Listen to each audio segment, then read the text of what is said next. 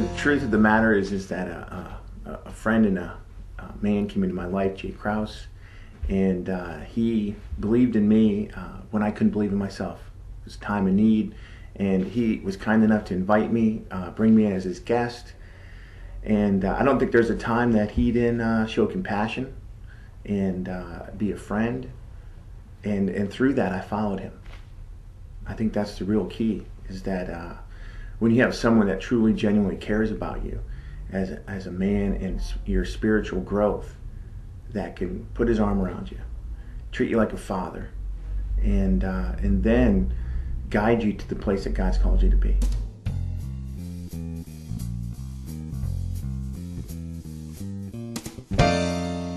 The last Journey Disciple Making seminar we were at, the beauty of it was one of the men that I brought with me said, "Terry, what is the journey of disciple making?" On my way home, I definitively could not answer that question.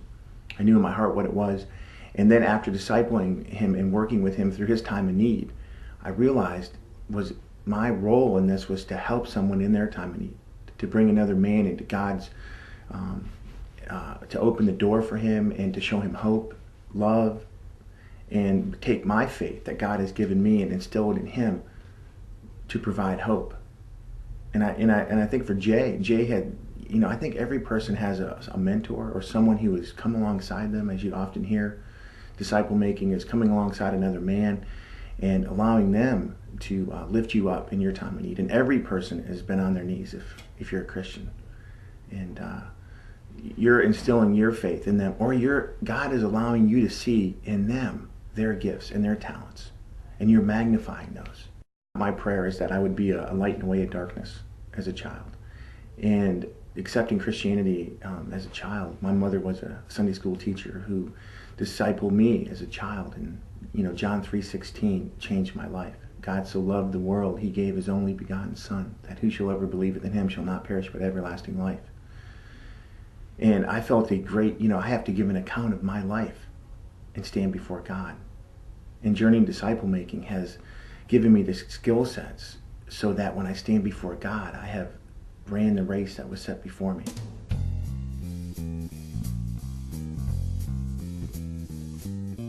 I think what happened was you have an internal spiritual, it's almost like a GPS that you can't get away from. And God has a calling on your life, and he has paid for you with a price, and that is Jesus Christ. And no matter where you go, he finds you. And so I always had that desire, but I didn't have the skill sets. And part of me felt guilty that I wasn't doing enough. Have I done enough? Can I stand before God one day and say, "Lord, I have done all I can do"?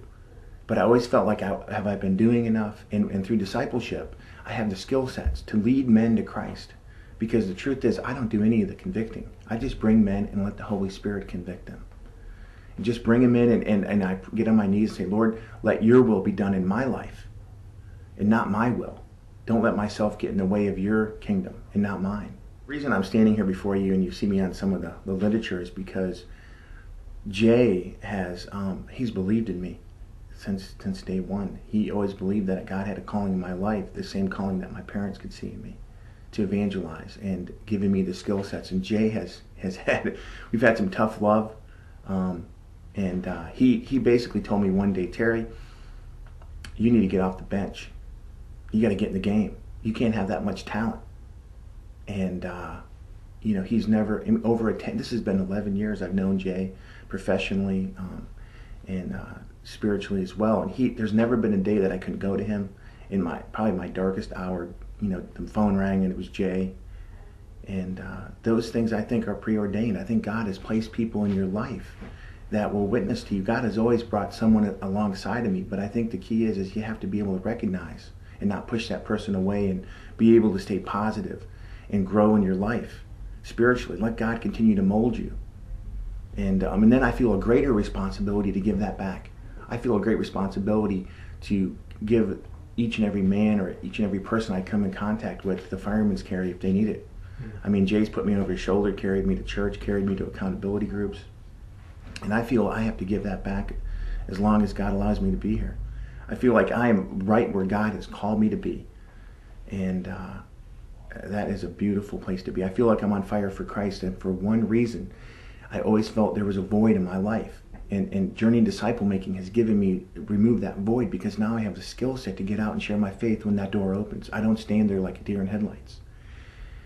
And I think every man, I've never had the level of peace that I have now. When I can say I'm on fire for Christ, it's because that one place in my heart that I knew I wasn't performing in was changed, because I have the skill sets to share my faith.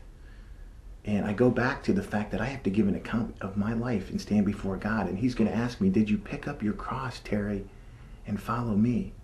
And I'm going to be able to look him in the eye and say, yes, I have.